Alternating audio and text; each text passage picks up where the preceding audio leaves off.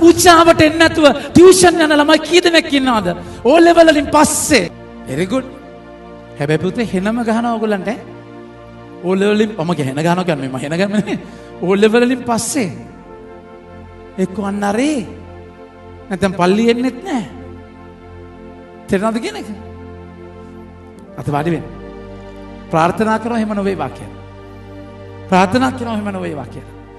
Tuition එක ලොකු වෙලා ජෙස්ව අතාරිනවා මේ වගේ කියන්නේ මේ නෙමෙයි. ඉඩම විකුණපු අය වගේ. යකා ඒ හම්බ වෙන తాවකාලික තෘප්තිය අතට හම්බ වෙන මේ දේවල් ඒ කික් එක ත්‍රිල් එකට ඒ එක්ස්පීරියන්ස් එකට යන්න ඔබට දෙන්නේ නැහැ. එනිසා මගේ රත්තරන් පුතේ අද අපි ඒ තීරණය ගමු. අපිට කරන්න තියෙන දේ කරන්න උපරිමයෙන් කරන්න ආදරයෙන් කරන්න අපි ඒ තීරණය ගමු.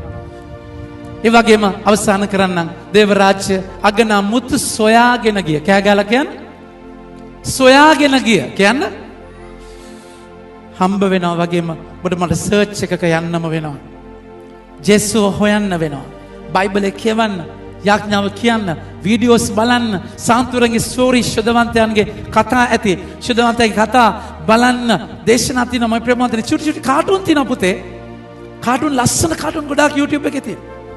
ශුද්ධවන්තයන්ගේ කතන්දර.